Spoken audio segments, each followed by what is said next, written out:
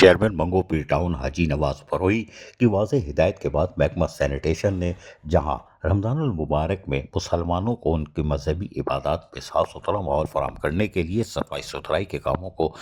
جاری و ساری رکھا ہوا ہے، وہیں پر اسپرے مہم کا بھی سلسلہ تسلسل کے ساتھ جاری ہے اور یقینی طور پر پیر محمد بخش بروہی گوٹ میں اسپرے مہم کا سلسلہ آج یعنی گزشتہ رات ہوا اور اس میں بھی یقینی طور پر گوٹوں کے اندر مساجد امام بارگاہوں کے اطراف یقینی طور پر صفائی ستھرائی کے ساتھ ساتھ اسپرے مہم کو بھی یقینی بنایا جا رہا ہے، جبکہ چیئرمین منگو پیر ٹاؤن حاجی نواز بروئی کا کہنا ہے کہ تاخیراتیں آنے کے وقت ہم اس وقت بھی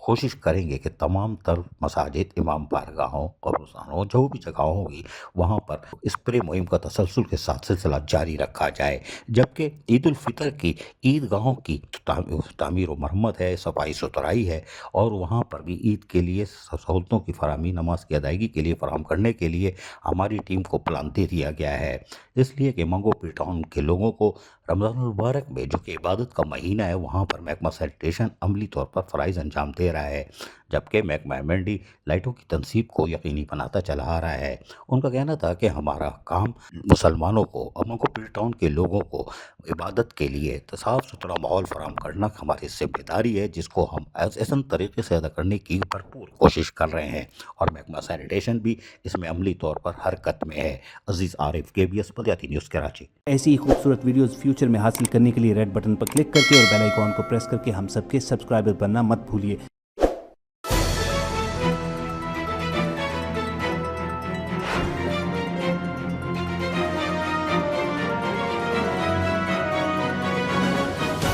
KBS